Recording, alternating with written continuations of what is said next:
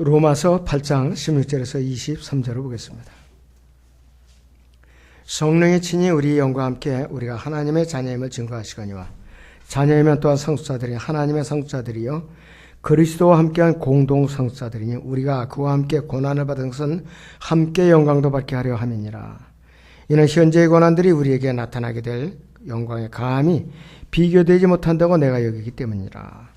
피조물이 간절한 기대를 가지고 하나님의 아들들이 나타날 것을 기다리고 있으니 피조물이 허무한데 굴복하는 것은 자의가 아니요 오직 소망 가운데 그것들을 굴복해 하시는 그분 때문이며 피조물 자체도 그 썩어짐의 속박으로부터 해방되어 하나님의 자녀의 영광스러운 자유에 이를 것이기 때문이라. 모든 창조물이 이제까지 함께 신음하며 고통받는 것은 우리가 아노니 그들뿐만 아니라 성령의 천년매들을 가진 우리까지도 속으로 신음하며 양자되는 것 곧 우리 몸의 구속을 기다리고 있느니라 그랬습니다. 오전의 주제는 의의 병기입니다. 의의 병기입니다. 여러분 세상에 전쟁에서 전쟁을 할 때 병사 개개인이나 또 이 집단 그 병사들이 전쟁을 할 때 병기가 한두 가지가 아니에요. 옛날 병기들을 보면은 이 낫도 있더라고. 큰 낫. 그다음에 작두고 이 큰 가위 같은 거 그런 것도 있고 그다음에는 도끼도 있고 부월이라고 그러더라고요. 그다음에 그 나무 있죠. 나무 다발 묶은 거 큰 거 대나무 같은 거. 저 2조 시대 보니까 그것도 병기예요. 그 나무를 갖다가 막 흔들어대면서 찔러대요. 그러면 칼을 아무리 해도 사람이 다치잖아요. 그걸 다 비기 전에 못 비니까. 그런 나무를 다발을 묶어가지고 무기로 다 쓴 것도 있어요. 별별 게 다 있어요, 보니까. 그 이조시대 신무기 하나 있는데 화살이 있거든요. 그런데 이중으로 돼 있어요. 앞에는 화약으로 돼가지고 조그맣게 해요. 그 다음 뒤에는 좀 긴 화살. 그래갖고 시위를 해서 당기면은 400m까지 나간다고 그러더라고요. 그래서 400m까지. 그런데 이 400m까지 나가면은 이것이 긴 화살까지 다 나가는 게 아니에요. 중간에 앞에 첨단 부분만 나가가지고 그냥 쏴버려요. 여진족하고 싸울 때 우리나라 조선군이 그걸 갖고서 여진족을 완전히 다 섬멸을 해버렸어요. 그러니 거기다가 또 그냥 일일이 꽂혀서 주는 것이 아니라 화약이 터지니까 얼마나 놀라겠어요. 그 당시에 여진족은 화약이라는 거 구경도 못했어요. 근데 몸에 맞으면서 꽂히면서 화약이 다 터지더라고요. 그리고 또 이 세종대왕 때 유명한 발명가 간의 생각이 얼른 안 나는데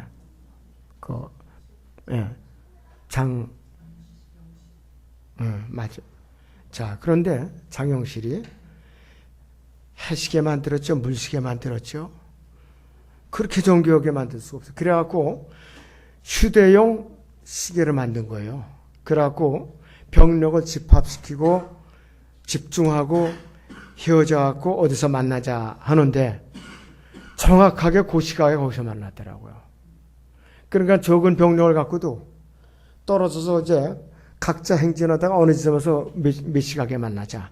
거기서 정확하게 만나니까 여진족이 갑자기 그냥 집중된 병력이 나타나니까 또 깜짝 놀라가지고서 그냥 놀라서 혼비백산하고 그러더라고요.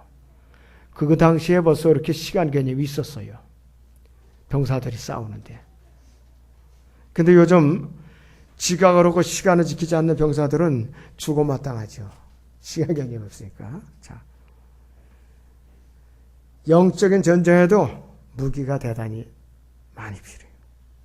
진리의 허리띠를 매이죠. 의의 흉배를 차이죠. 믿음의 방패를 가져야죠. 구원의 투구를 써야죠. 성령의 칼 하나님 말씀을 가져야죠. 또 기도와 간구가 있어야 되죠. 영적인 전투지 이렇게 여러 가지 도구가 필요하다. 그런데 또 불의의 병기가 있어요. 불의의 병기. 그건 뭐냐? 비겁하게 등 뒤에서 적병을 이제 찌르기 위한 무딘 칼, 시기, 질투, 증오, 분열, 파당, 모함, 변개된 성경, 여러 가지 불의의 변기를 갖고 있어요. 이 불의의 변기는 마귀가 갖고 있는 것이고, 의의 변기는 주님이 갖고 계시는 거예요. 또 성령께서 우리에게 주신 변기들이라 이거죠. 자, 그럼 우리 몸을 하나님께 의의 변기를 왜 드려야 되는가 이거예요. 그 이유를 우리가 알아야 되지 않겠어요? 첫째는 우리는 하나님의 은혜 아래 있기 때문에 우리는 의의 변기로 우리 몸을 드려야 돼요. 우리 지체를 드려야 된다 이것이. 자, 여러분들 로마서 6장 14절 보세요. 로마서 6장 14절 보겠습니다. 죄가 너희를 주관하지 못하리니 이는 너희가 율법 아래 있지 아니하고 은혜 아래 있기 때문이라 그랬어요.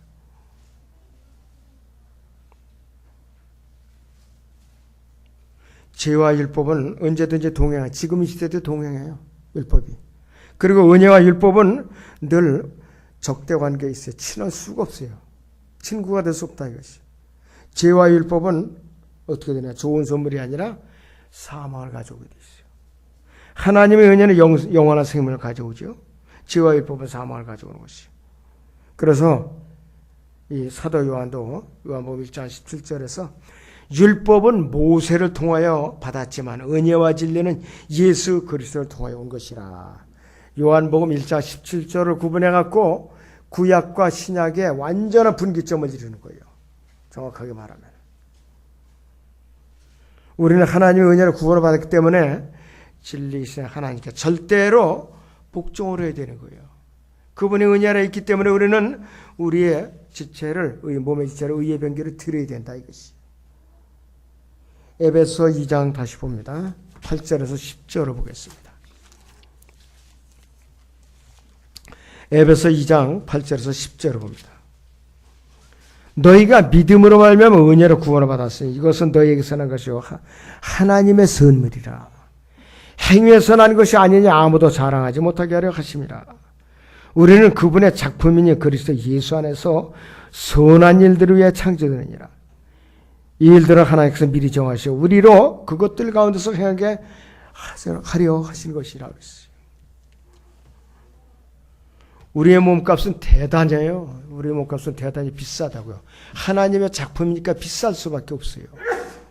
여러분들 요즘 뭐 전쟁 터진다 그래서 금값이 막 올라가더라고요. 금값. 뭐 몇십 막 한 돈에 몇십만 원씩 해요. 2008년도 그때만 해도 한 돈에 6만 5천 원 정도 했어요. 근데 지금 30만 원이 넘는 것 같아요. 순금한 돈에. 그게 아무리 높아도 주님이 피로 사신 하나님의 작품인 우리 몸값을 거기다 비교할 수 있느냐? 없어요. 이 골드바가 요즘 잘 팔린다고 그랬죠. 골드바. 은행에서 이제 멘트로 파는 것들. 왜? 부자들이 저거면 이제 그거 갖고서 양식 받고 먹을까 하고. 근데 하나님이 지켜주지 않으면 불가능하지요. 여러분들 골드바 내가 이거 1,000만 원짜리인데 줄게. 나 저 양식 좀 팔래? 당장 자기 것도 끼니까 떨어질 말때 쉽게 팔겠어요? 못 팔죠. 아유, 딴 데 가서 하라고 그러죠. 그런 때는 양식 갖고 있는 사람이 최고 비싼 값 갖고 있는 거예요. 그 먹지 못할 거 아무리 갖고 있어도 소용없어요. 자, 그리고 IMF 때는요, 100억 부동산을 가진 사람이 부도가 난 거예요. 현금을 수중에 100만 원 갖고 있는 사람들보다도 100억짜리 부동산 갖고 있는 사람이 못한 거라 이거예요. 그거 불과 몇 천만 원을 돌리지 못해서 부도가 났다고 그러더라고요. 그래서 경매청을 다 갔다 그러는데 그 상황에 유용한 것이 있어야 돼요. 그 상황에. 우리도 영적 전쟁을 하는데 그 상황에 유용한 병기가 나한테 무엇인가 그걸 잘 파악을 하고 대비하고 있어야 되지 엉뚱한 거 수십 가지 갖고 있어도 소용이 없는 거예요. 여러분들 하나님께서 의의 병기로 그분의 의의 병기를 쓰시려고 그분의 작품으로 빚어서 구원을 시켜놓은 거예요.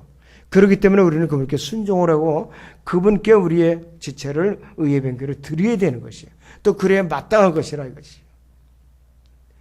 우리가 하나님의 은혜 아래 있는 한 그분의 작품으로서 보호받고 있는 한 죄가 능력을 발휘할 수 없어요. 우리 안에서. 굴복하게 돼 있다 이것이에요. 우리의 몸을 왜 하나님께 의의 번개로 드려야 되는가? 두 번째 이유는 우리는 예수 그리스도 안에서 참 자유를 얻었기 때문에 우리는 그분께 의의 번개로 우리 몸 지체를 드려야 된다 이것이.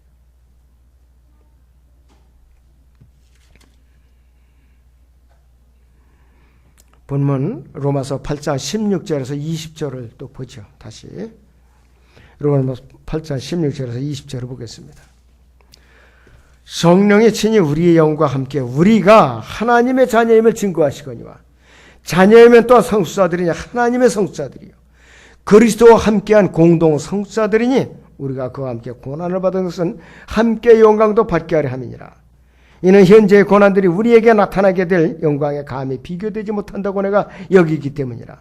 피조물이 간절한 기대를 가지고 하나님의 아들들이 나타날 것을 기다리고 있으니 피조물이 허무한데 굴복하는 것은 자의가 아니오 오직 소망 가운데 그것들을 굴복케 하시는 그분 때문이며 피조물 자체도 그 썩어짐의 속박으로부터 해방되어 하나님의 자녀의 영광스러운 자유에 이를 것이기 때문이라 이것이.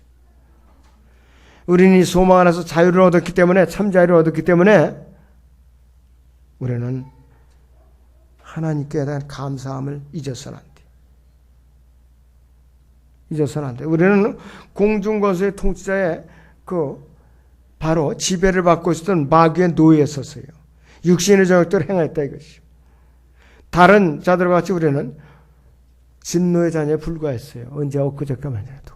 그때 구원받고 난 이후에 우리의 이 신분이 바뀌었어요. 세상 말로 말하면 팔자가 확 뒤바뀌었다 이 말이에요. 얼마나 아주 신통한 일이에요 이것이. 그런데도 감사할 줄 모르고 그냥 무기력증에 빠져가지고 찌푸드드한 상태로 맨날 울상을 하고 있다면은 하나님께 합당한 자세가 아니에요. 고난 중에도 감사할 줄 알아야 되고 몸이 괴로울 때도 기분이 좋을 때나 컨디션이 좋을 때나 내가 물질의 수준에 있을 때나 없을 때나 항상 감사함을 잊어서는 안 돼요. 우리가 구원의 복음을 듣고서 예수님을 믿고 영접해서 구원을 받고 난 후에 하나님의 자녀로 우리가 이제 입양이 된 순간부터는 우리는 어떠한 상태가 되었는가? 로마서 6장을 봅니다. 17절에서 18절을 다시 봅니다. 로마서 6장 17절에서 18절을 다시 보겠습니다.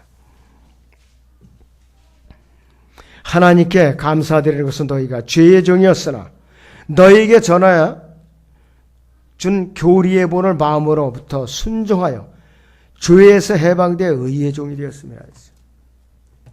죄에서 해방되어 의의 종이 되었어요. 그래서 참다운 자유를 얻게 되었어요. 진짜 자유를 얻게 된 것이에요.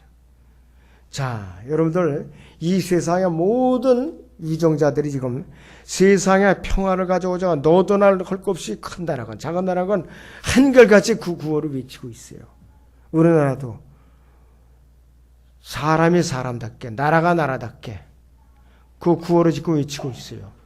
과연 그렇게 될 것인가? 예수님이 오시면 틀림없이 됩니다. 그러니까 지금은 안 돼요. 될 수가 없어요. 오히려 더 문제가 생기면 생겼지 될 수가 없다 이것이. 자유라는 것은 뭐냐? 종과 주인과의 관계예요. 어떤 주인을 만나느냐에 따라서 자유를 보장을 받느냐, 자유를 박탈당하고 종로로 서하느냐, 그게 달린 거예요. 우리는 다행히 예수님 안에 들어가서 그분과 주종관계를 이루기 때문에 예수님의 그 종이 되었기 때문에 참 자유를 우리는 얻게 된 거예요. 요한복음 8장 32절인 대로 진리가 너희를 자유케 하리라 그랬잖아요. 그 진리가 예수님이래요. 그분이 내 안에 성령으로 들어와 계시니까 나에는 참 자유를 얻었고 참된 노예가 된 것이라 이것이. 이 그리스도인이 되었다는 것은 이제 이 마귀의 노예 상태에서 죄의 종으로부터 해방되어서 예수 그리스도의 종으로 내가 위치가 바뀌었다는 것이에요. 거듭나기 전에 내가 죄에게 내 몸을 열심히 내어 주었어요. 그런데 거듭난 순간부터는 내가 예수님께 내 몸을 갖다 그분의 종으로 내가 열심히 드려야 되는데 안 내어 주려고 발버둥을 쳐요. 이것이 그 사람이 영적 성장 안 해요. 할 수가 없어요. 그러니까 마귀가 심심하면 건드려 뒤통수로 쳐요. 자, 아실 것 같더니 너 한심한 놈이야.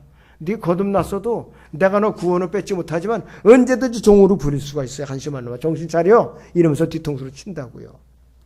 그 머리가 둔하니까 못 깼는 거예요. 왜? 몸을 들이질 않으니까. 누구든지 성령으로 거듭나서 하나님의 이제 자녀가 되고 몸을 들이고 나서는 어떠한 변화가 온 것이냐 이것이. 로마서 6장 거기 19절 보시오. 너희의 육신이 연약함으로 내가 사람의 방식대로 말하니 전에는 너희가 너희 지체를 부정과 불법의 종으로 내어주어 불법에 이른 것 같이 이제는 너희 지체를 의의 종으로 들여 거룩함에 이르라. 너희가 종의 죄의 종이었을 때는 의로부터는 자유로우느니라. 그런즉 너희가 지금 부끄럽게 여기는 그 일들에서 그때에 무슨 열매를 얻었느냐. 그런 일들이 끝은 사망이니라 이것이. 죄의 종로로 탄 결과에는 은야 끝은 사망이라. 어디 가는 지옥 가는 사망이라 이것이. 자, 우리는 구원받은 성도들은 자신의 몸의 지체들을 하나님께 의의 변개로 드리는데 인색해서는 안 돼요. 우리는.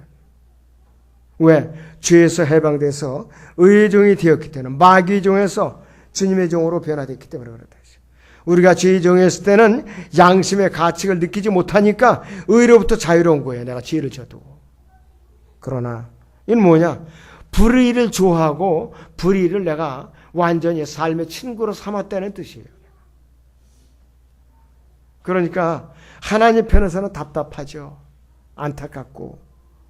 돌아온 탕자의 그 비유를 주님이 들어서 말씀하신 것처럼 하나님께서 하루빨리 돌아오기를 기다리고 계실 거라. 탕자의 비유가 이 누가복음 15장에 나오는 탕자의 비유 거기에 보면은 이 탕자는 다행히 부자의 집의 아들로 태어난 거예요. 둘째 아들로. 그는 좀 더 자유롭게 살아보려고 하나님의 섭리 밖으로 벗어나서 아버지의 품을 벗어나서 자기의 몫을 미리 팔아가지고 달라고 그래갖고 재산을 정리해갖고 다른 나라로 갔어요.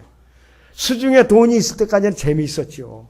옆에 친구들도 많고, 술자석에도 이쁜 여자들도 많고, 또 누가 와도 주머니에 돈 있는 걸 아니까 먹을 걸 막 내놓는 거예요. 자꾸 돈이 나오니까.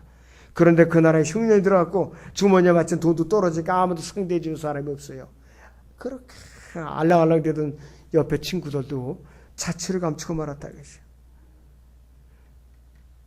그는 죄의 노예가 됐고 욕망의 노예가 된 것이에요.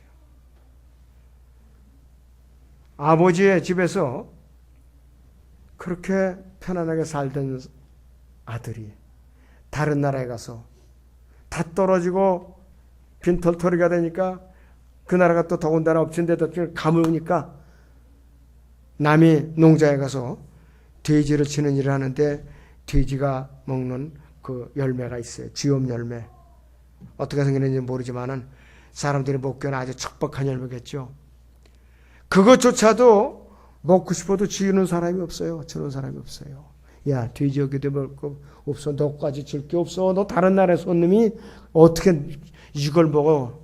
그러면서 안 주더라 이거예요. 하도 굶주리고 저거니까 배를 골마 보니까 아하, 이제 내가 깨달았다.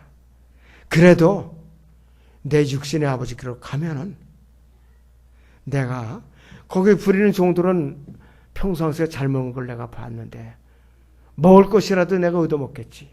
그러면서 고개를 푹 숙이고 무슨 면목이 있겠어 다 털어먹고 왔으니. 그런데도 아버지는 자기 새끼가 온다고 구박하지 않고 먼 밭에서 미리 바라보고 그냥 쫓아가서 끌어안고 반갑게 맞아들였죠. 나를 아들로서 여기지 말고 품꾼의 하나로 여기소서 그랬어요. 오죽하면 그 입에서 그 얘기가 나왔겠느냐 그랬어요. 품꾼의 하나로 여기소서. 그러나 아버지는 그래요. 어디 품꾼 하나로 여길 수가 있어요.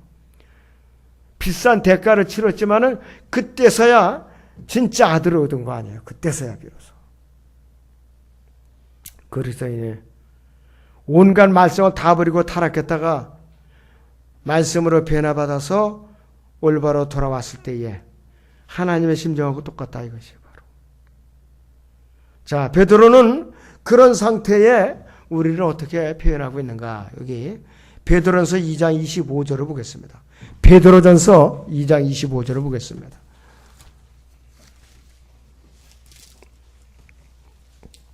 베드로전서 2장 25절. 이는 너희가 길 잃은 양들 같았으나 이제는 너희 혼들의 목자와 감독에게로 돌아왔습니다. 이랬어요. 세상에서 그렇게 탕자처럼 못된 짓을 하고 죄악 가운데 살다가 예수님께서 갈보리 십자가 이루어진 그 구속사역을 인정하고 내가 그분의 품 안으로 돌아왔을 때에 이제는 나에게 참 자유가 주어진 거라 이것이. 우리의 몸을 왜 하나님께 의의 변개로 왜 드려야 되는가 이것이. 세 번째는 우리가 이 그리스도 안에서 열매를 얻었기 때문에 우리는 의의 변개를 드려야 돼요. 자, 어떤 마귀를 섬겨도 주님을 섬겨도 둘 중에 한쪽을 섬겨도 분명히 우리는 삭스를 받아요. 마귀를 섬기면 사망이라는 품삯을 받아요. 그리스도인이 마귀를 섬기면 뭐를 받나요? 죄의 삭스를 받아요. 징계를 받죠. 지옥을 안 가죠. 그냥 구원받지 못한 세상 죄인들이 마귀 종이니까 마귀를 섬기면 죄의 삭스를 받아서 고생은 고생대로 하다가 나중에 지옥으로 간다 이것이. 그 죄를 열심히 섬기다 보면 어느 날 갑자기 죽어서 하나님과 영원히 분리되었어요. 지옥에 간다 이것이. 거듭나기 전에 내가 맺었던 모든 열매는 나를 부끄러웠던 열매고 죄악의 열매이고 사망의 열매였었다 이것이. 구원을 받고 나선 그 후부터는 내가 의의 열매를 맺게 되더라. 하나님께 기뻐하는 열매를 맺게 되더라. 거듭난 그리스도인이라도 육신적인 열매를 맺으면 하나님의 징계가 따르게 돼 있어요. 그리고 예수 그리스도를 진정으로 내가 섬기면 어떠한 열매를 맺는가 있어요. 하나님을 영화롭게 이제 해드리고 우리의 삶을 기쁘게 하는 또 영생의 열매를 얻어야 하나도 버릴 게 없어요. 하나도 버릴 게 없다 이것이. 예수님을 섬기는 것은 하나도 버릴 게 없더라 이것이요.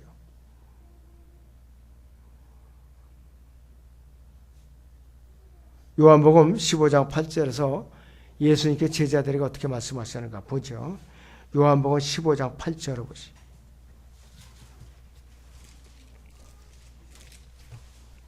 자, 요한복음 15장 8절을 보시죠. 너희가 많은 열매를 맺는 이 일로 내 아버지께서 영화롭게 될 것이요 너희는 내 제자들이 되리라 그랬어요. 그리고 주님을 잘 섬기면은 거룩함과 영생의 열매를 얻어요.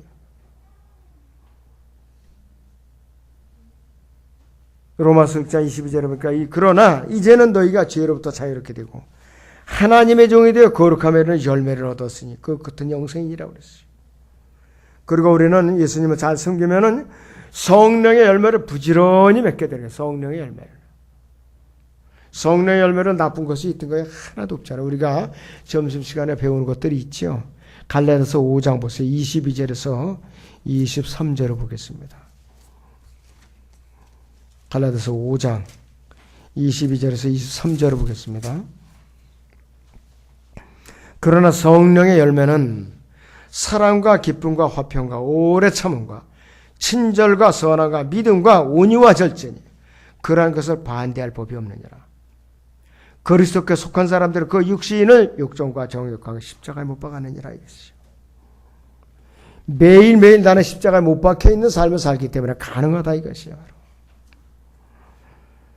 자, 그렇다면 이제 우리가 결론적으로 날마다 우리 삶 속에서 우리가 지켜야 할 원칙들이 세 가지가 있어요. 첫째는 옛사람이 예수로와 함께 십자가 못 박혀 죽은 것으로 우리는 알아야 되는 것이요. 죽은 것으로 알아야 돼요. 로마서 6장 6절을 같이 봅니다. 로마서 6장 6절을 봅니다.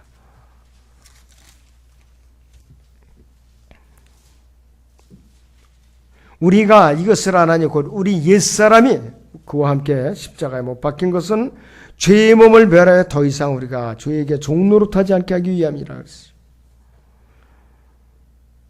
두 번째 우리 삶 속의 지켜야 할 원칙들은 죄에 대해서 그리스도와 함께 십자가에 못 박혀 죽은 것으로 여겨야 되는 것이요.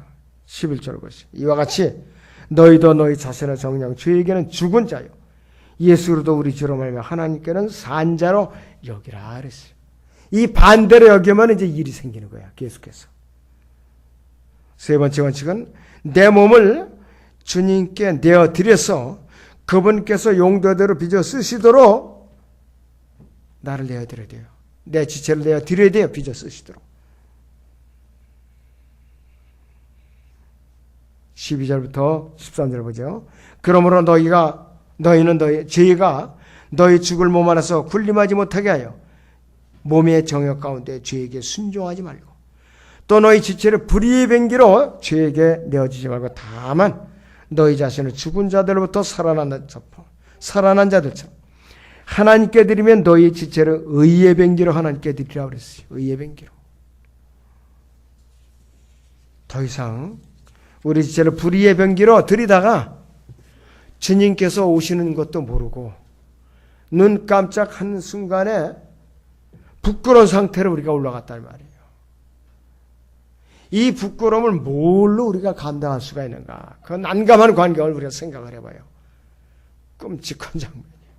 아무쪼록 그런 끔찍한 장면을 여러분들이 이제 맞이하지 않도록 깨어 있으시기 바랍니다. 기도합니다.